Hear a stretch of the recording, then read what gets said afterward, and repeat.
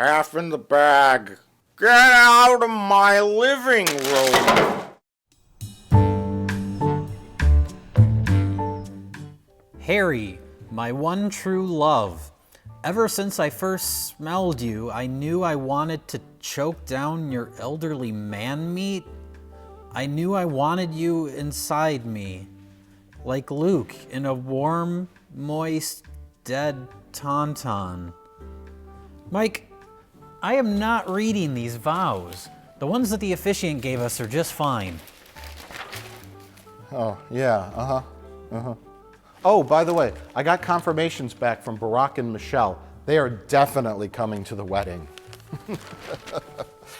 Oh, and I booked you and Mr. Plinkett on the Ellen DeGeneres show next week. I submitted your engagement photo for a segment called Greatest Proposal Stories Ever Told. Tapings next week. You're gonna have to tell your story. Our story? Our story is a scam, Mike. I didn't tell the real story, you idiot. I made up some bullshit. I said that you proposed to Mr. Plinkett at a Donald Trump rally. Then everyone called you guys homos and beat you up. Mr. Plinkett ended up in the hospital in a coma for a month. When he finally woke up, the first word he said was, yes. The story made Ellen cry, I guess. Maybe it's because she's a lesbian. Or maybe it made her assistant cry. I don't remember who I talked to on the phone. It made somebody cry. Either way, you guys are going on the Ellen show next week. Get on your Sunday best. What did I ever do to you?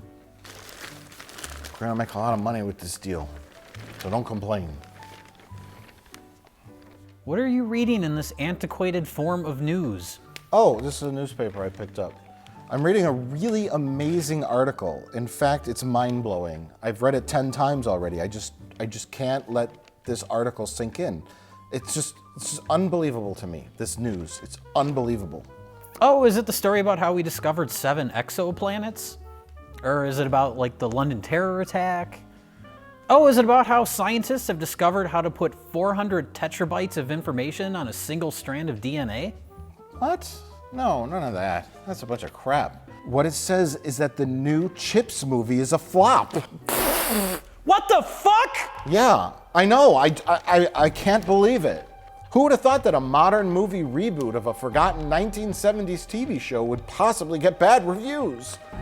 Or that people wouldn't want to pay $50 to go to a movie theater to see it when there's literally thousands and thousands of hours of entertainment streaming on Netflix and Amazon.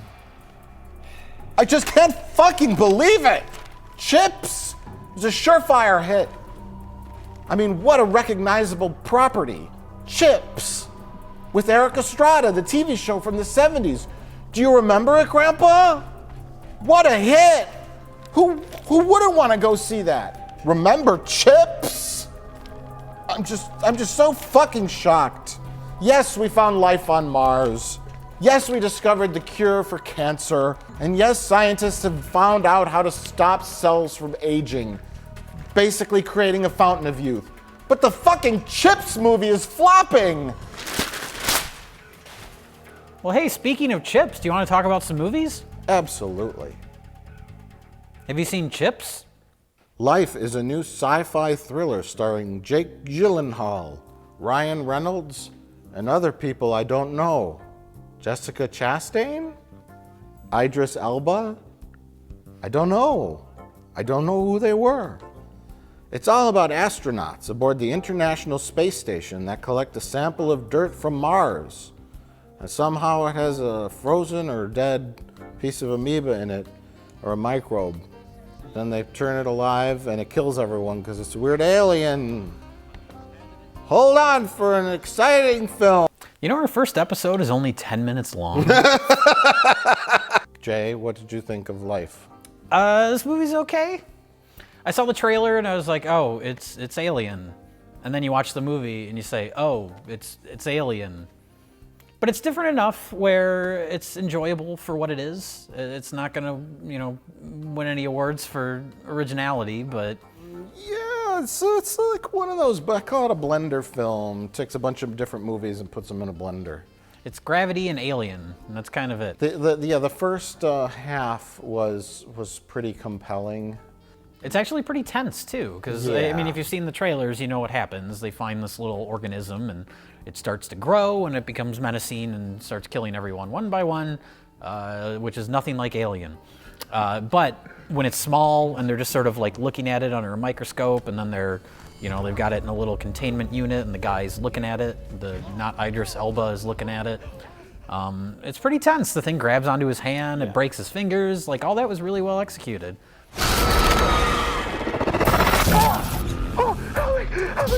What's going on? No, you're not picture. God damn it. What are we going to do? Because that scene's good. It breaks his hand. It's very strong, and then someone goes in there. I won't say who because I don't want to give away spoilers quite yet. To get it, and then there's a pretty grotesque first kill, which I thought was really disturbing and awesome. It was disturbing almost 100% because of the sound design. The sounds in that scene are really good. I get what they were doing, the horror movie concept of something from a microscopic microbe to horrific, terrifying alien threat. Throughout the course of the movie is something different. But it kind of like halfway through kind of fell into little cliched territories. Well, that's when it becomes just sort of like running through hallways and closing doors and all this shit we've seen 100 times. Then once it consumes organisms, because it eats a mouse, then it eats somebody's guts, then it sucks on a guy's leg. Basically, I think when it starts to consume matter, because they say it's a carbon-based life form, so that it needs air and food and normal things that we humans need, carbon-based life forms, and then it starts getting bigger and bigger and stronger, and then it comes to the point where it's like virtually indestructible, and there's no like set of rules, but it never shows any kind of like I'm being weakened, and then they're like, let's deprive it of air again inside the ship, and that's all they can really think of doing. There's no smart pattern. They're very, very scientific, and they're very they act like scientists up until a certain point. Then they just act like people in a cabin in the woods. Right. If we let it get to Earth, We'll risk all human life. let's kill the thing. In Star Trek, they would always try to like make communication with something, especially an alien creature that's shows some sign of intelligence. Yeah. You'd think they would be like, okay, let's do a thing while it's flopping around in this room. Let's send out what is it they always try to do? Prime numbers is like the basic thing of communication. I know it's just a little thing that just grew up. Sure. But maybe can understand a message somehow. At least make an attempt, even if it lasts 5 minutes in the script. Hey, you made it. You tried. You held a picture up. This isn't that type of movie, though. This is a monster movie. And then after that, it sort of pitters out, and then we have what is it they call? Is it a eureka moment? The movie trope when there's something introduced earlier in the film, and then later on in the film you're just talking about it, and then it sparks that idea. I think I called it Eureka. Yeah. It's that Goodnight Moon book. They introduced that, and I'm like, wait, how did that came up to the space station? One character has a baby on Earth, and the rest of the crew members must have known that, so they got him a little gift. Yeah. The one lady did, and so I'm like, that's coming into play. It's coming into play later. Good night, moon. Good night, room. Good night, cow jumping over the moon.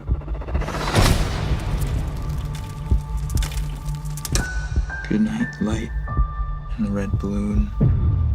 What is the primal instinct of any life form? To survive. It's a neat design, especially when it's smaller. That's when it's creepier. Like the idea that it can just sort of like crawl into your mouth and go through your guts. Like that's scary. And there's sort of that biological element to it. And that's creepier than when it gets big and it has like a face. Yeah. This is just like a big budget B movie, which I guess a lot of kind of bigger movies, they've been saying that since like Jaws came out. Jaws is just a big budget B movie. But this really feels like a best of the worst type movie, like an Alien ripoff, but done with like a huge budget and like real actors. Like I was watching it and it's weird where it's like Ryan Reynolds and like Jake Gyllenhaal. It's like, how do they get these guys for this kind of simplistic alien monster movie? Yeah. One of the characters says, "I hate that thing. It's not scientific, but I hate it because its whole goal is just to kill us, to survive. And at the end, they prove that it is smart, though. And I'll explain to you that in a second. Okay. But really, its goal if its goal is survival and it's intelligent, it's not just out to kill them. Because if it killed all the humans on the International Space Station, And it's stuck out there. then it's stuck out there, and it eventually will run out of resources and power and oxygen. Yeah. So it's not dumb. Then it's just a wild animal running around. So then that explanation. But if it was smart, then the scientists should try to make some kind of effort to communicate with it. So then you get those two things, and then it proves that it's smart at the end because, spoilers, there's 2 escape pods. Jake Gyllenhaal sacrifices his life and says, I'm going to go get an escape pod B. I'm going to lure the creature in there, and we're going to shoot us off into space. Yeah. And escape pod A, lady, is going to go down and land on Earth and be saved. And there's no reason for both of them to die. But there's a switcheroo. The thing kept Jake Gyllenhaal alive so that somebody would open the fucking pod when it landed on Earth, right? Sure. Like normally it would have just ate him and consumed him, but it knew that it was contained in this little pod, and that if it kept Jake alive, people would try to get him out. So it had intelligence and reasoning, and it used a fucking tool when it was at the amoeba stage. Yeah, that was a little odd. So it was super smart, but not smart enough to know that I shouldn't just be a mindless killer. You know what I mean? So there's lots of contradictions in terms of sci-fi. One, scientists stopped acting like scientists, which was okay because really scientists are just people, and they might get scared, they might make dumb decisions, they might just fight for their survival and not act like Star Trek characters. I understand that. But then the monster both acted like an alien from Alien, which is a thing that just wants to shoot its little face out and break your skull for no reason at all. It doesn't eat you. Yeah, it's just a big insect. It's just a big insect, and then at the same time, this thing acted like an alien, and it acted like I'm a super clever little thing. So it seemed like a sci-fi film written by like a weightlifter. I don't think I'd go that far. It was a little too intelligent for that. A sci-fi movie written by a weightlifter would be like Alien Species. Is that the movie we watched with Ted Pryor? Oh, That's like a dumb alien movie. I thought you were talking about Species with Natasha Kinch. That kind of, yeah, that falls into that category too. This bitch comes to Earth. Super hot, but she kills you. And she kills you. She's like Alien, but she's super hot. And then there's a scene in the gym. I would have liked it if the alien stayed in like hand-sized creature, and then maybe had babies. It's easier to sneak around that way. It was creepier when it was smaller. When there was, and then they cut to a shot, and then they're going down the hallway, and then like the door breaks open and goes, and like thousands of them spill out. There you go. Coming up the hallway. Once you introduce that one is fucking dangerous and can break your hand, then you have a shot of thousands of them coming down the whole hallway, and you're like, close the blast doors, close the blast doors. It's amazing. But instead it turned into a big thing that looked like Species 8472. And I was embarrassed. Good night, air. We'll hit the atmosphere in 39 minutes. We won't survive re-entry. But it could. Good night noises everywhere. So Mike, would you recommend Life? Yes. It's okay as far if you go in kind of knowing it's going to be like a subpar Alien. It's all right. Yeah. It's got good performances. It's well executed. It's just not very original, which makes it not very engaging. It's like a I guess I would say it's like a rental. I don't know. Sure. I'm on the fence about it. This nation will continue to be a pioneer in the new frontier of space.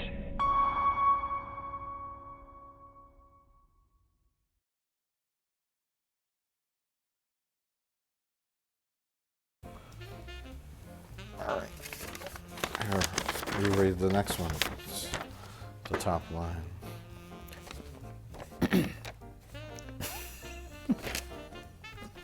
That's what I wrote.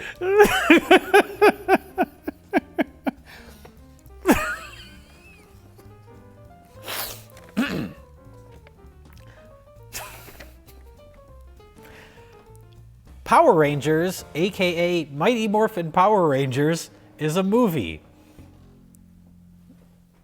Mike, what did you think of Krispy Kreme Presents Power Rangers? I think I went in with such low expectations that I found the movie adequate. It's fine.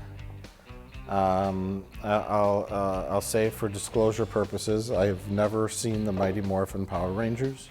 This is a lie, and I know this because I found in the glove compartment of your car your copy of the Mighty Morphin Power Rangers official fan club VHS tape.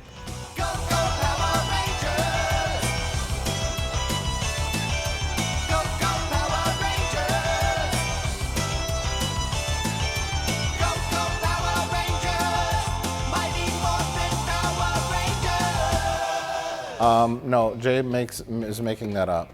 I don't know where that tape came from, but here's what I know about the Power Rangers, because I'm old. I did not grow up with the Power Rangers. I may have walked by a television when it was on once or twice and saw like a floating head, and there was a little robot. Yes. And I assumed that was Zord or Zorgon or something. Zardoz. And the robot was his little friend, Right. or helper, and then he was like, the guy that helped the Power Rangers become Power Rangers. And from what I understand, all the footage of them fighting is dubbed because it's stolen from Japanese TV. Yes, that's exactly what it was, yeah. I think they still do that because there's still new Power Ranger shows. Because the Japanese show, it's called like Super Sentai or something like that. Like that show's still going. So people can correct me if I'm wrong, but I think that's still the tradition, is that they still take all the actual Power Ranger footage from the Japanese show. Yeah, so this is like one of those cases where I'm judging the movie as a movie, and I mean, if anyone says with a straight face, like, they did justice to the source material, they should just kill themselves. That's like getting worked up about like the Transformers movies. Like those suck as movies, but you can't be upset like they're not doing justice to the Transformers because the Transformers were a 30-minute toy commercial. Right. And we talk about things like Star Wars and Star Trek, and some people may see that kind of stuff in the same light, but it's to me, in my opinion, it's a little different. Yeah. This is like junk. It's like kiddie junk. I would describe this movie as passable junk. You five are the Power Rangers.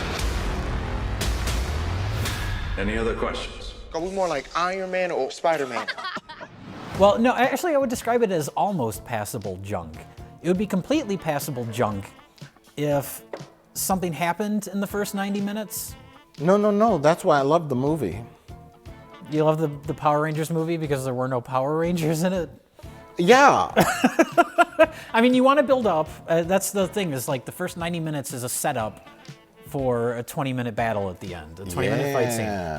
This movie, like, especially when you think about the audience it's aimed at two people, which is kids and people that are in like their late 20s, early 30s that grew up with the original show, that are just nostalgic for it. And I think in both cases, and elderly black women. Well, of course. But I think in both cases, what they want to see, they're both familiar with the Power Rangers. They want to see the Power Rangers in their suits fighting. And instead, we get 90 minutes of them. It's like they keep talking about, like, we can't morph. Like, it goes on and on with them coming up with excuses why they can't morph. And it's like they're talking about having like erectile dysfunction or something. like it's just like constant excuses. I'm just too tired. Well, okay. See, that's why I'm looking at this. I'm looking at this as a movie that I just sat down and watched myself. Okay.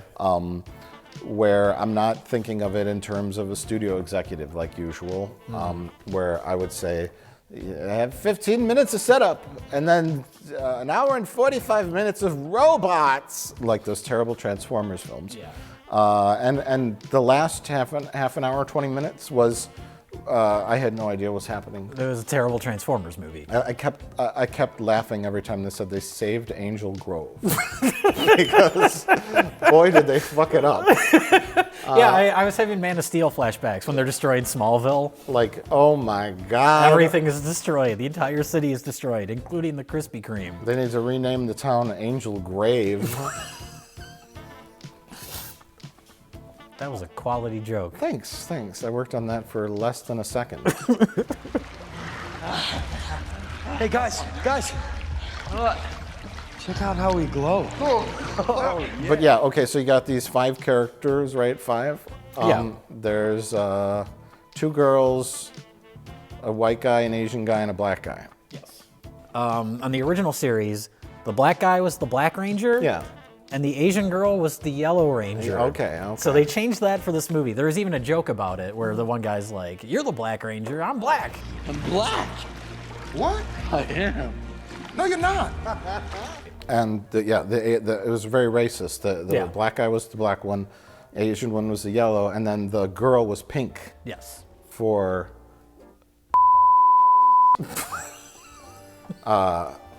you got the jock guy, who's the leader, Yeah. Red Ranger, and the black guy, who is an autistic OCD kind of character, Yeah.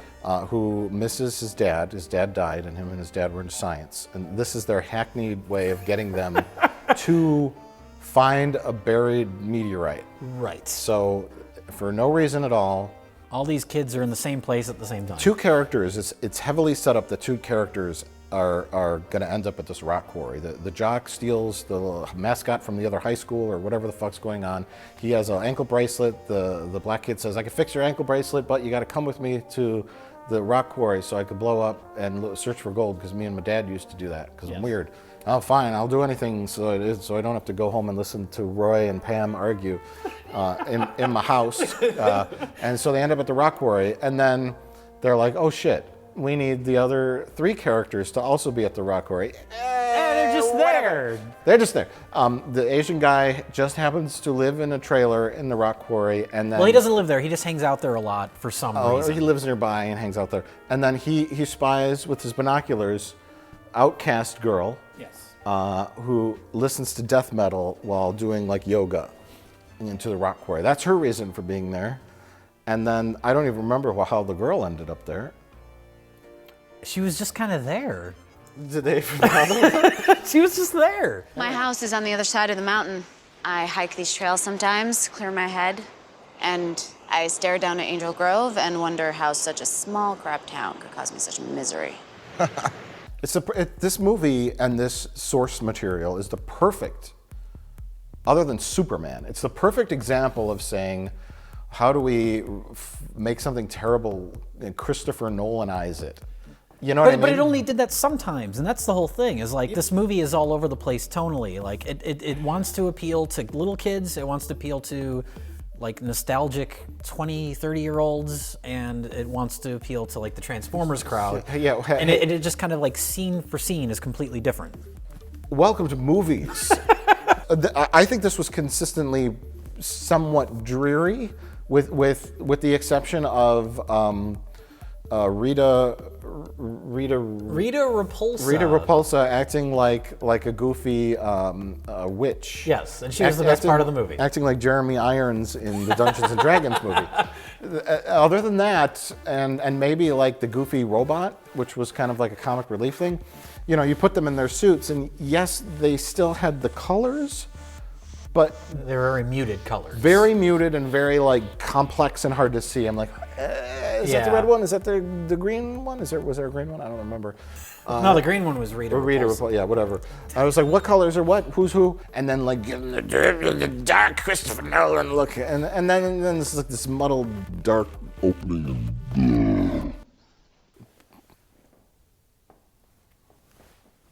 Was I just talking? Yes. We were talking about the Mighty Morphin Power Rangers. It's like I'm on autopilot. You know what sometimes these discussions feel like? Like, you know, remember the movie Get Out when he goes to the place? Where I'm just like, I'm floating. And there's a little square of you talking, and I'm just like... The part of my brain that dissects these movies is just doing its own thing. Go ahead and stir that teacup, Jay. Please. Sink into the floor. But Rita Repulsa, I guess, was in the bottom of the ocean? Because Roy scoops her up with fish? Is that just a coincidence that happens at the exact same time that the Power Rangers discover their powers? Yes, and that's what I was going to bring up. The coincidence that they happen to blast and discovers a gigantic rock that happens to have their little glowing coins right by where they're at, coincidentally, and that the guy knocks them out with the axe all at once, all at the exact same time that Rita Repulsa is scooped up by a fishing boat. Yeah. 65 million years. Now, that's quite This happens a on the coincidence. same day. Yeah, and Bryan Cranston's head, his plan, is to find the 5 most noblest warriors on Earth. And I guess it's just whoever finds the coins. We were all in the same place at the same time when Billy found those coins. We can't morph because that costs too much money. You're supposed to feel the underdog element. You're supposed to be like, yeah, they can do it. But why not just go get 5 like Navy SEALs? Give me that shit. And they all just walk up to the thing like, morphin' time, and Yeah. just fuck everything A up. Navy SEAL would morph right away. He wouldn't constantly mope. Do you know who I am? I was once just like you. She was getting gold to make her giant gold monster that just looked like gelatinous piss at the end. I was fine with the prolonged setup. I think it reached a point where it's like, okay, we got her set up. They're learning to be Power Rangers. You got to have an action scene or two in there for a movie like that. Like the action scene was the training montage. And yeah, I guess. This movie followed the superhero formula pretty well. I mean, the origin story, right? Like, establish your characters. They're whatever, losers, whatever. Sure. They find their power. They accidentally use their power. There are many scenes of that. You know, when the kid accidentally breaks the thing, the sink, reaches for the sink. There's a handful of scenes where they use their powers accidentally, and then there's a scene where they test their powers, which is now a jump across a building. It's a Spider-Man. Everyone jump over this big thing, and then we got to test our powers, and then they do the training montage, and but they never did like. There was never an early scene where like this is what you're lacking. I think where they foil a crime. Yeah, you gotta have a scene with them in their suits, even if it's them fighting the putties or something. One scene at least with them, but they don't get their suits until the climax of the movie. Yeah. They make a really big deal about them learning. I don't know if that's the case with the show where they could only morph when they're all like cohesive mentally. I have no idea. But they really made a big deal about that, and it seems sort of like I guess if it's the subtext of the movie is like teamwork or whatever. Yeah. Because at the end they all work together as a team as the giant robot. I'm strictly speaking from like a layman. Just watching a movie. Yes. Yeah. I'm watching this movie knowing zero about the source material. It's a movie about these 5 people that are all different working together as a team. And at the end, they have to work as a team to make the big robot move. And that's all I got out of it. Yeah. Do you feel it? Deep down inside. You are strong. You must work together. You must become warriors. I was grateful for the lack of action for the first 90 minutes because I just didn't want to hear it. I'm like, just keep talking. Once the action happens, it's obnoxious. Yeah. I'm just like, okay, fine. Have another scene where you're talking in a room. I'm just like, I'm a small scale action scene where they're just like punching and kicking and fighting, and like that would have been okay. Well, that was their training montage, but it wasn't. There was no threat. There was no stakes because Right. it was just a training montage. So you don't get that emotion from Like, the putty, Rita has summoned the power of having 5 or 6 putties storm into the high school during the big football game. And they're we got to become the Mighty Morphin Power Rangers to run and save everyone at the football game. See, that would have been exciting. Yeah. Instead, there's a prolonged sequence where they're fighting holographic putties in a cave. Yes. And you get no emotion from that. Right. And being a little clumsy with our suits because we just got them on for the first time. And then at the end, they dredge up. Suddenly, we have robotic dinosaurs. All of you kids know how to operate them. Yeah, just immediately. Immediately. Yeah. I couldn't fly a 65 million year old robotic pterodactyl. I don't even think I could open the door to it. I mean, come on. Yeah, no, and also, like, that's the one thing I'll give this movie is that the characters are pretty well, as far as being, like, kind of outsiders or whatever. Like, it was handled in a way where it wasn't, like, preachy or obnoxious. Like the one kid being autistic. Yeah. Like, that never comes, like, it doesn't feel like it's in there to be, like, manipulative or, like, to make you feel emotion towards it. That's just a part of who he is. So Lionsgate teamed up with Krispy Kreme, and the new Power Rangers movie's coming out March 24th. So we did the 5 lightning bolts of all the characters. Oh, cool. The red, blue, and these are all... This is going to be a big movie. It should be huge. How much of the fucking budget does a promotional tie-in give? I just need to know this. Is it like $50 million? Is it like half? Are you asking, like, is it enough where it's worth it? Yes. To sell of course. your movie out? Yes, to sell out and annoy your audience. Yeah. Like having a can of Coke in the background on a counter is one thing. That's fine. But what they did with this, I would want half of my production budget. And it's like, what did Krispy Kreme donuts pay the Mighty Morphin Power Rangers movie to have their brand in this so extensively? Where you stop the movie dead in its tracks and just show Elizabeth Banks, like, walking around inside, like, eating a donut. Yeah, so she stops just short of, like, looking at the camera. Yeah. And then doing, like, a freeze frame with the logo popping up. Let's do this. And then, so they're flying around and then everything blows up and they're fighting with robot dinosaurs. And then for 1 second, they play that theme song, Go, Go, Power Rangers. I was surprised they played that, just because I figured it'd be too corny, but by that point in the movie, they didn't care. No, and then we see a cameo from, I guess, one of the original actors. It's from 2 of them. It's from the Pink Ranger. Aren't there like 50 different people that have played I think Power like every Rangers? season has new Power Rangers, but the original ones, yeah, it was these 2. The Pink Ranger and the Green Ranger. Hey, on this ensemble cast here, is one of them the one that was just recently convicted of murder? I don't think so. I think that was a later Power Ranger. Okay. Because that would be hilarious. Do you think that whole thing is a setup just for publicity for this movie? Yeah. The studio paid him like... They paid him to murder somebody. It'd be great publicity. Everyone will be talking about Power Rangers. It's a check for $1,000. And some Krispy Kreme donuts. Some Krispy Kreme. It's a little punch card for like unlimited donuts. How am I going to use this if I'm in jail? Nostalgia. Chips. What do we got? Rockford Files. Chips. Mama's Family. Can we bring back Mama's Family? Except for Christopher Nolanize it.